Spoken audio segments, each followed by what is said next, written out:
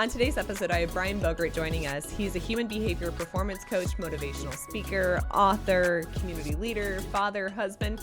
This guy does it all. And so if you're an individual that's really focused on becoming more intentional or self-aware, this is the podcast episode you'll want to tune in for.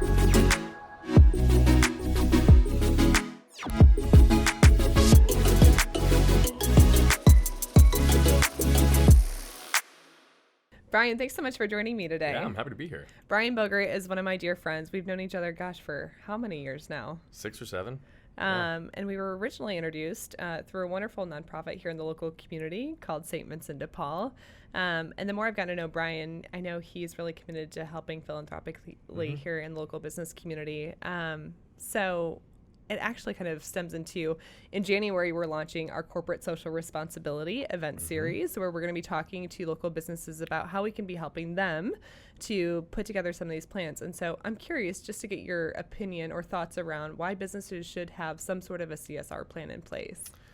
Yeah, so in general, I have a little bit of a different lens on this because I think that it's not just businesses, but everybody should have an ability or a mechanism to give, right? And that doesn't necessarily mean they have to give money. You can give of anything, time, talents, resources. I'm a big believer in just kind of paying it forward in general, right? And I'm not a believer in just being involved in something to have your name on a board or be involved just for the sake of being involved, but get involved in stuff you care about. Get involved in places that you can have impact. The residual impact of that over the course of 5, 10, 15 years in either individual careers or for businesses, it really starts to create an effective brand around really being able to determine if and how you can help and where do you apply that. So to me, it's not just a thought process or an intent. It really should be like a lifestyle in the way that we live and give. My wife and I, fortunately, she and I are very, very aligned. And so we've always had this philosophy, give until it hurts, right? So regardless of how much money we make or more we make over the years, we give to a position where it almost makes us uncomfortable. Because the reality of it is we recognize how blessed we are and how many great things have come into our world. But I am also a big believer, and I've seen it now over 15 years of doing it pretty consistently. You start to get little miracles that happen that you don't even expect that come back to you. And so that's not the reason to do it, but that's a residual benefit. But I think that only exists if and when it's aligned for the right reasons and it's around something you care about and you can have impact. So. And I know philanthropy is one thing that you do care about, but Yeah. I know you also care about helping other leaders here in the local business community. That's right. Would you mind sharing a little bit more about what else you like to work on? Yeah, so I think I have this kind of if and how I can help philosophy in life, and it stems through a whole bunch of different places, but it's really in every opportunity that I interact with somebody to determine if and how I can help. And often I can't, but then I try to tap into my network to figure out who can. I think it just takes a village, right, in general. I think all of us need the ability to tap into each other's resources, each other's networks, each other's thought process. And I think the collective wisdom, for lack of a better term, is huge. So I've done that in an informal way for a long time, but for about 5 years, I've also had a human behavior and human performance coaching and speaking business where I really try to help people think bigger, act bigger. And at the core principle of the work that I do, it's to help people become more aware, more intentional, and become who they already are, their most authentic selves. When people can remove the cultural, environmental, and self-limiting beliefs or the confines or definitions of how we should behave and align it more with what they want to do and how they want to live, that's when magic starts to happen. And so it's been cool to kind of put it into a more formal bucket, but it's really just a lot of the way that I live my life. So I think it's really special to actually have you on this podcast, especially this time of year, because, gosh, about a year ago, maybe a little bit more than a year ago, you were that one individual that really pushed me to grow and expand AZ BizLink. So I put I put limitations on myself. I didn't really know what this thing could grow into. Yeah. And now we're looking to roll into 2020 and expanding into the Las Vegas market and in Reno. And I really do want to thank you, for helping to push me. Because sometimes we just need to hear it from somebody else. Yeah. We stand in our own way. And for what reason? So I know you've kind of touched on it, but I'm curious, is there any advice that you would give to individuals as they're looking to enter 2020? Yeah, so I think there's a whole lot of things, and I'm going to answer that question in 2 ways, because I think that I have a little bit of an attack on New Year's resolutions in general. I understand why people attach to the new year. It's the turn of a calendar year. It's the turn of a new month. It's the turn of a fiscal year for so many people, and so it's a clean slate in lots of ways. But the reason I'm not a big fan of New Year's resolutions is we shouldn't wait to take action on change that we want in our life. really those that do it best are those that find regular and consistent ways to integrate the lifestyles, the behaviors, the thought processes into their life. And so one, it's a timeline that people can attach to and identify, so I get it. But I'm a big believer of, if you need to make change now, right? I've had this video series for a few years called Bogert's Bullets, and I just released one that was called Perfection. And it was kind of attacked on perfection around this idea that people wait until the situation is perfect to take action. Or if they've got a list of daily disciplines that they want to accomplish and they miss on 3 of them, well, then I'm just going to throw out all 5, because why do any of them if I don't do anything? For you, truthfully, it was kind of the same thing. I think you were overcomplicating. You were trying to make it perfect. You were trying to structure it. And at the end of the day, it was really coming down to the basic thing on, you have an idea, you have a concept, you have a passion, take action, right? And if it starts small, it's about those small incremental steps that start to compound over time that really have the difference in people's lives. So again, when you think about success and New Year's resolutions, I get it. If you need to tie it to a timeline, do it if it motivates you to take change. But people are celebrated in public for what they've practiced in private for years. And it's those small, incremental, daily steps and choices and actions and changes that we make that really start to change the trajectory of our life. So. And I know a lot of individuals have started to invest in themselves by, whether that's, reading books or blogs or watching podcasts. But I think an interesting trend that I'm seeing is that a lot more businesses are starting to invest in their people, in the sense that they understand that the human experience overall is very important. Yeah. So have you seen any other trends? Like, what kind of topics or what kind of events are businesses hosting that are helping to enhance that overall human experience and setting up their employees for success? Yeah, so I think there's a big evolution. So the thing I didn't mention, although I've had this coaching business as well, I've been in the employee benefits consulting space for 15 years. And I would tell you in the last 2, the conversations are changing. A lot of it used to be much more around comp and benefits and some of the traditional ways that we look at things, and that's how we get people in. And in the last 2 years, it's really evolved into a lot more of a holistic thought process on the overall employee experience, with a heavy focus around upskilling and providing resources and development, learning and development. And although these aren't new, I think there's more intentionality that organizations are starting to invest. And they're looking at not just comp and benefits and some of the ancillary things, but where are we going to get the greatest value for our dollar, not only in our employees' overall experience and their happiness and engagement and longevity with us, but as it relates to our business. So I think topics that people are starting to focus on, there's heavy focus around engagement in general, but I think what that really is getting to is ideas like self-awareness and vulnerability and things that make us better, stronger leaders, authenticity. And so they're investing in concepts that teach these, which get back to the human experience, the human element. How do we connect with each other? Establishing and building and cultivating meaningful relationships. How do we show up in an authentic way and be detached from the path that we want in life, but still remain connected to that? So organizations are starting to focus more, I think, on states and traits and behaviors and thought processes, ways of living that they want to ingrain and identify as a part of their culture. Whereas before, I think it was more tactical in where we were investing, really around how do we give our people skill sets around things that help advance our business. But at the end of the day, I don't care what business you're in. I don't care what you do. It is all about the human experience. Even in tech firms that might seem like they're hands-off, it is all about people and how do people interact with your products and how do people interact with your people. So it's cool to see that evolution. I absolutely agree. We actually just had Michael Seaver on for a podcast Love episode. Him. Yeah, just talking about how we can become the most authentic version of ourselves. Yeah. And you had mentioned, authenticity is really important, but so is self-awareness. Yeah. You actually came in for an AZ BizLink event here in 2019 talking about self-awareness. And so for those individuals that missed that event, are there any key takeaways or things that you would really like individuals to think about as it relates to self-awareness? Yeah, so I'm going to reference a couple statistics, and then I'll give you some examples. I think it's really interesting because in general, we process 11 million bits of information each second, but we're only consciously aware of about 40 of them. So what that suggests is that we're largely led by the unconscious. The other thing is Dr. Tasha Urich out of Denver, Colorado, in fact, she's got some phenomenal content around this idea of self-awareness. And they did this big, long study that really went in to show that the majority of people actually identify as being self-aware. But really, in truth, only about 10 to 15% of those who think they're aware are actually aware.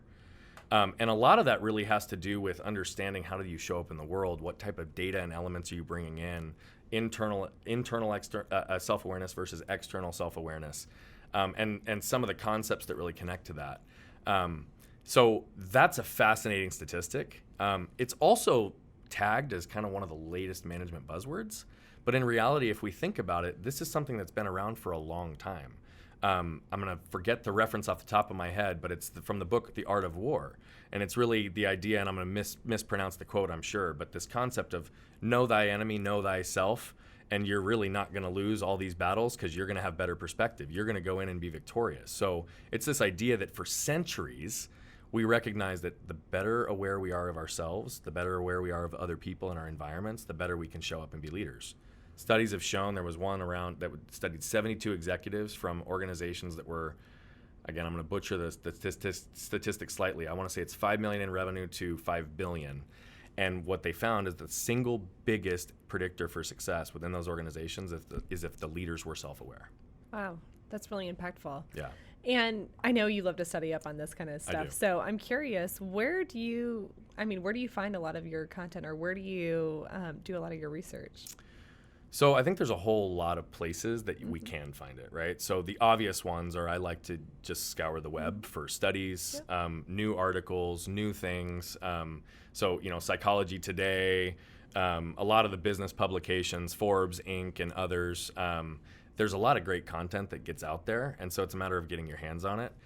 I'm also an avid reader in general, and so I've become, probably over the last 5 or 6 years, even more so, because I had a really cool opportunity to sit down with a guy by the name of Aeneas Williams about 6 years ago, and he said to me, and this is a famous quote, but I thought it was an Aeneas Williams original at the time.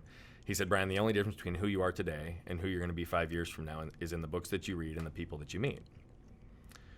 He's a pastor now. He used to be an NFL. He's a Hall of Famer from the NFL, and he paused for effect, right, as a pastor, and he said the quote again: "The only difference between who you are today and who you'll be in 5 years from now is in the books that you read and the people that you meet." And what he's really getting at is, what are we funneling through our brains? What's the knowledge that we're funneling through our brains? What are we tapping into in our interpersonal relationships? How we're interacting? How do we tap into that collective wisdom of those?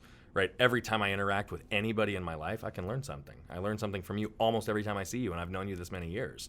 But it's also in the book. So it's funny, but the more aware we are of the lessons that we can learn, and the more aware we are of how we apply those lessons that we learn into our lives, the more effective it is. So the resources that I pull from can really be anywhere.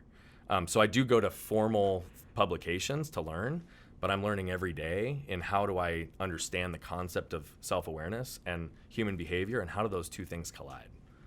So talking about, if organizations are interested in having an expert come in and share some ideas and best practices, I know you do offer that to the local business community. What are some of the topics that you can help businesses to cover? Yeah, so there's a variety of things that I specifically focus on, and I'm not the only person that can speak on these topics. I mean, Michael Seaver is a great resource for the community, and so any business that can tap into him. I focus a lot around self-awareness. I focus a lot around authenticity. I also focus a lot on, there's two different concepts that I really think intersect very well, and it's this idea of acute pain versus chronic pain, and how we need to consistently be choosing to put ourselves in acute pain to avoid chronic pain in our life. And that coincides right along the fact that no matter what, always in life, we always have a minimum of two choices. So at a minimum, things in life are binary. So I focus on that. And then I also work with organizations, particularly with kind of high capacity growth-minded individuals, high-performing sales teams, those types of things, to think bigger, act bigger, and create some intentional alignment in our lives, the way that we think, the way that we plan, and how do we then transfer that into actions and behaviors.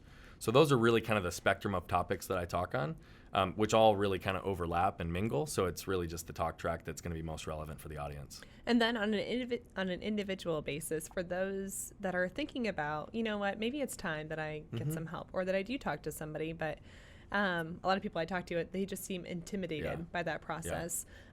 What words of encouragement would you offer to those individuals? To look for a way to get to the next level and develop?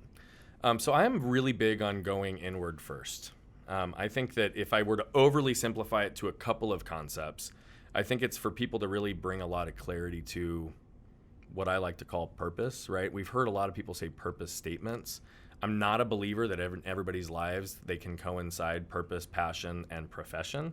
But I do think that understanding the why behind everything that we do is important. So even if you've got a different purpose for business than you do for individual or what have you, that's great. But I think that that's the place to start. From there, I think that it also starts to really identify with, I'm big on what I call I am statements. An I am statement is, I could say it's an answer to a who are you question. So I could say, Lindsay, who are you? And you can answer that question one of two ways. Based on who you are and the things you've already done, or based on who you want to be and the things you want to accomplish. And both are equally powerful. And so I am statements actually have been shown to rewire the way that we think and the way that we operate. One of the most famous, iconic ones, are you familiar with the name Muhammad Ali? I sure am. What would his statement be? Oh, now you're going to put me on the spot. I know. I am the greatest, right? Yeah. And what's interesting about that, so again, for little steps, these are little shifts that are around consistency help. But he was interviewed early in his career. Why do you say I am the greatest? Because he said it long before the world recognized it. And he said, I started saying it to myself early and often. And I said it before I believed it, and certainly before the world did. But I figured if I said it early enough and often enough, I would soon believe it and the world would soon follow. That's impactful. Right, so around this idea of I am statements, I think that's a really powerful, just little shift. And then certainly, if people need more than that, there's people out there who can help you unpack this, who can help you uncover this, who can get help. The best in this world get coached, right? And it doesn't matter what it is, if it's nutrition coaching or health coaching or literally human behavior and performance coaching. There's coaches for just about anything. And I myself have a number of coaches in my life, despite the fact that I also coach, because we all have blind spots and we all need help unpacking and getting to the next level. And so find someone that you connect with that has relevance and resonates with you and invest in that, because really you're investing in yourself. I love the fact that you did bring up the fact that you do have your own life coach, because all great athletes, we have to continue to train, and it doesn't matter where we are or what stage of life we're in. We do need some assistance, so it's worth having just a conversation with somebody or bringing somebody on full board. So I'm curious, what, as a leader in general, just yourself, taking off your coaching hat, what do you feel like are some of your biggest obstacles that you've had to overcome throughout your career? That's a good question. So that's a really good question. I haven't actually reflected on that in depth. I would tell you that early in my career, the biggest obstacle was the gap between age, experience, credibility, and what I believed my potential and capability was. And how to work through that. Okay, we're laughing because I just spilled my tea all over myself. Anyways, to continue. I have a hard time keeping liquid in my mouth. That's probably been my biggest professional obstacle. But I think that was a really big one overall. And then I think really just this evolution of self to continue to challenge and push myself to live the way I teach others to live and to become who I already am. I find that there's such an emotional and energy drain on spending time either with people or in things that really don't fill me as a person. And so that's probably going to be my more formal answer. I think early on I had to figure that out, but part of figuring that out in the early aspects of being young and credibility also had to do with, I think a lot of times I molded myself into somebody that I wasn't really, because I thought that's what I needed to do. I needed to fit the mold, be this person, be the smartest guy in the room, be the whatever. And the reality of it is when I started to remove and detach from either people's impressions or the role I needed to play, and I just showed up with who I was and focused on if and how I could help, a lot of the hurdles and roadblocks started to remove. That's not to say we don't have other issues and struggles interpersonally with people or business or finances or that's life. But a lot of the drain that we experience, I think, often comes from not being in alignment with who we are and playing a role or doing things or being in something that's sucking energy from us. So when we think about authenticity, right, to me, it's not so much the buzzword that we need to identify with. Authenticity to me is really about freedom. It's about fulfillment. It's about enjoyment. And putting yourself in a place with intentional alignment in your life, you can be who you are, be authentic. And when you interact with somebody, right? Is it real? Is it warm? Is this authentic, or is it not? We certainly have those snake oil salesmen that can mask it very, very well. But the more you become who you are, the less roadblocks and hurdles you have, because life just becomes easier. You're not and more clear. There's a lot of clarity. It's kind of like the concept of lying, right? Like, not to say that people lie throughout their days, but if you lie, it takes more energy to remember what you had to lie about, right? Whereas if you just tell the truth constantly, that's really our behaviors, and living authentically is about just doing the things that are just innately who we are and who we are uniquely. And when we do that, it doesn't take the same amount of energy as when we're trying to be something we're not, which I know people well into their 50s and 60s who've had long examples of really successful careers who still are playing a role that doesn't align with who they are, and it's draining them on a daily basis. Yeah, time and energy management is something that I continue to focus on. And I know a lot of professionals, I mean, that's probably one of our biggest concerns overall is, are we doing things that are in alignment with our mission, vision, values, and goals? And do we have the time and the energy to fully commit? Because I think for a lot of us, especially this time of year, I mean, the holidays are right around the corner and we are so busy, doing a million different things that are we able to be present? Are we able to give 110% for those conversations or at those events? And if we're not showing up as the best version of ourselves, is it even worth us being there? That's true. But I think as a society, we're kind of trained and conditioned to be just good enough, right? To be normal, to fit the mold. And that's the part I find most exciting with working with a lot of the high performers that I work with is they don't want that, right? But a lot of their lives, their environments, their society has shaped them into certain roles. And so unpacking that is what frees them and unlocks them to the next level. But again, we're trained as a society, right, to be just good enough.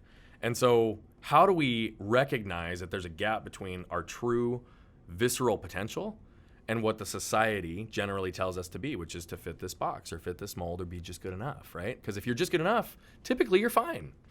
But that's not reality.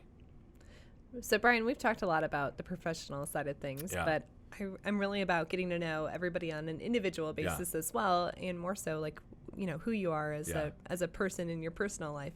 So when you're not busy working with teams or presenting, how do you fill your time? Yeah, so I'm going to take 1 second because I hate the word busy because I think if we're intentional in our lives, life is actually full because we're choosing to place it there. Busy, I think, can be with a lot of things that aren't meaningful or don't have impact. Full is typically intentional alignment with that. So you're right, my life is very full and I'm very blessed by that. I absolutely love to spend time with my family. I've got a beautiful wife. We've been together for 14 years, 2 children, almost 6 years old and 4, a boy and a girl. And they are the light of my life at the moment. So wherever I have the ability to, I literally go home and try to be where my feet are and shut off and focus and be with them. We, for 3 years, have been very, very regimented to try to create experiences and memories with them as well. So we go camping once a month, and I shut off when I'm there. And the kids know that that's 100% time with Dad, and that we're going to be outdoors, and we're riding bikes, and we're playing sports, and we're running around, and we're getting dirty, and going hikes, and literally playing with dirt. So right now, in the state of life that I'm in, when I'm not out doing the things that I'm doing, having impact in the community, in my business, working in those types of areas, I'm trying to be 100% with them. Clearly, I've got friends, and I do some other things as well, but I actually ratcheted back on a lot of the things that I was doing just for fun for myself, because right now my kids are my fun. My family is my fun. And there will be other time to bring that back in, but I've got this window of time with my kids right now. I need to be present. I want to be there. It was actually after I had my son that I hired my first coach, because the first 6 months went by like that. And I didn't want to be that guy that woke up 30 years later and his family was gone, because I focused so much externally. So that's when I hired my first coach, which pushed me really to create much more intentional alignment in my life, so that I could be in a place where I'm spending quality time with them and not just providing, right? Providing is meaningless unless I'm there. Mm-hmm. So. Oh, that says so much about you, especially as a leader. So I'm curious, when you, aside from, hiring a coach, what other forms of professional development? I mean, are there any other organizations or associations that you're a part of? Well, yes. So to me, coaching, sometimes it's in a formal paid capacity. A lot of times it's very informal. So you know this, right? You've never hired me as a coach, but we learn from each other. Right? You've coached me, I've coached you. It's a relationship. I think there's mentorship. There's lots of structures. Clearly, there's a lot of industry-specific things that help people develop. I have typically tended to figure out people in my life that I want to learn from. Whether or not I know them, I try to find access to them, even if I don't know them.